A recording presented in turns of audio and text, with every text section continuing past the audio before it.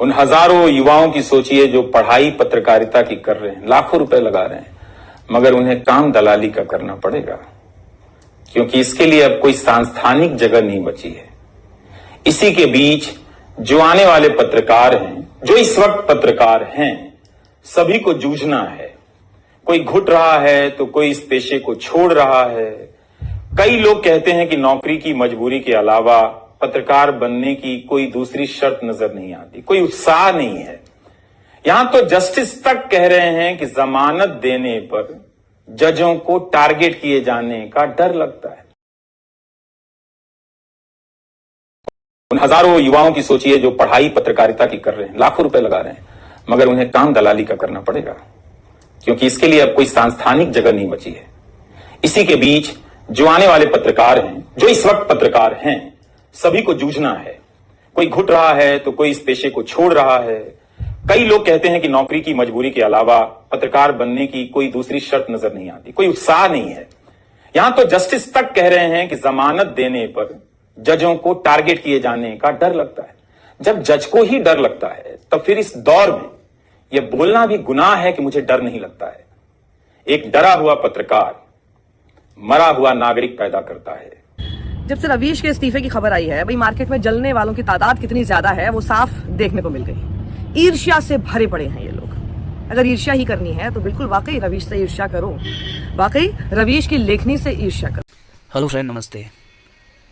वो आपको दिखाने जा रहे हैं जो देश का चौथा खंभा माने जाने वाला, मतलब आप समझ ही रहे हो, देश के चौथा खंभा कानून के और जनता के लिए जान। ठीक है, मैं उन चीज़ों के लिए दिखाने जा रहा हूँ। तो आप लोग थोड़ी समझने की कोशिश कीजिएगा कि आप लोग जानते हैं NDTV Ravish Kumar, prime time चलाने वाले, वो अब इस प्राइम टाइम के एनडीटीवी से चले गए हैं इस्तीफा दे करके।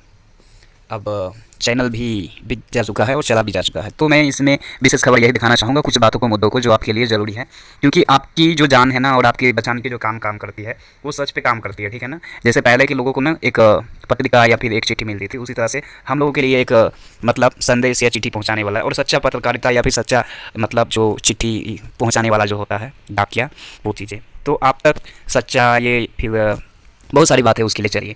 लेकिन ये बात है कि उन्होंने अलविदा कह दिया है एनडीटीवी को, और उसने अपनी ईमानदारी जो उसके पास है, उसका हौसला या फिर उसके बराबरी करने का, मतलब कहा जाता है ना, ये बिहार से हैं इसलिए एक बिहारी 100 पे भारी, तो आप जानते ही हो। तो ये ऐसा बिहारी है जो सारे तिहारी पर भारी पड़ जाता है। ये तलवे चाटने वाला पत्रकारिता में से नहीं है जो किसी नेता के, मतलब आप समझ ही रहे हो कि उनके मतलब तलवे चाटने वाले, और न जाने क्या क्या चाटते होंगे, उसके बारे में बात की बात है, आप समझ ही जाओ आगे। ठीक है ना, तो एक ईमानदारी पत्रकारिता होने का इसी में इतना जज्बा नहीं है। हालांकि हाँ, कुछ लोग हैं जो मतलब वही चाटने वाले लोग, तो बेचारे को क्या है ना कि चाटने की भी गजब टाइप के होते हैं, इसलिए वो लोग इसका विरोध करते रहते हैं। और गोदी मीडिया के नाम तो आप जानते ही हैं। तो इसलिए आप सभी लोग इन सब चीज़ों को, जो हमेशा आपके लिए आवाज़ बन करके ये बंदा अपने लाइफ और करियर को आपके लिए कुर्बान कर दिया, हर पल हर वक्त आपके लिए आवाज़ उठाता, सरकार से हर वो बातें पूछता, सीना चौड़ा करके। 56 तो बोलते हैं ना, 56 से भी ज़्यादा ही निकला। ठीक है, तो 86 का समझ सकते हो। ठीक है ना, इसके जिगरा ऐसा है। तो पत्रकारिता की ये निशान होती है, और आज भी ये कहनो हीरा से कम नहीं है।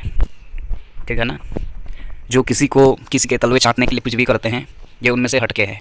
ये किसी को अपने तलवे भी चाटने तक का मौका नहीं देते हैं, और कोई इसके पीछे पड़ भी नहीं सकता। तो फ्रेंड, यही बात है कि मैं बात बहुत हो गई, लेकिन बात यह है कि एक सच्ची पत्रकारिता करना, किसी भी एंगल से इन्होंने हर वो फर्ज अदा किए और जनता की आवाज़ को उठाता रहा हर पल, हर चीज़ों को लेकर के। वो कोरोना भारी संकट में हर पल की खबर, इसकी जो लोग विरोध कर रहे थे, जातिवाद और धर्म से लोग जूझे हुए हैं, बीमार और ऐसी मानसिकता मतलब उस जगह से पैदाइश है, तो उन लोगों को क्या ही कहा जाए, जिनकी मानसिकता वैसे जगह से आती है। क्योंकि आपको एक बात पता होना चाहिए, जो गंदगी होती है ना, वो गंदे जगह से ही पैदा लेते हैं। तो मतलब आप गंदे जगह आप समझ लो। ठीक है ना, तो वो चीज़ें, तो इसलिए जो लोग इस प्रकार के मतलब गंदे विचार रखते हैं, गंदे इंसान के प्रति किसी भी चीज़ों को, मतलब देखिए, धर्म हमको खाने नहीं देती, और इस धर्म के चक्कर में अगर आपने ये सब चीज़ें किया है तो ये गलत बात है। इसलिए आपको समझना चाहिए कि एक जो सच्चे वो आवाज़ उठाता था जनता के लिए हर वो चीज़ें। लेकिन है कि मैं एक चीज़ और बता दूं साथ में, कि आप चलते चलते क्या है ना, अपने मतलब वो आपकी जो बुरे दिन है, वो पूरे दिन है, या फिर जो आपके लिए ये किया जाता था, वो अब आपने स्वयं सॉल्व करो। ठीक है ना, अब आपके लिए आवाज़ उठाने वाले हालांकि हर लोग हैं, लेकिन हो सकता है कि जिस जगह पर आवाज़ उठानी चाहिए, मेन जो जगह था, उस जगह पर आपके लिए शायद हो सके कोई ना हो। लेकिन दुआ करिए ये चीज़ें।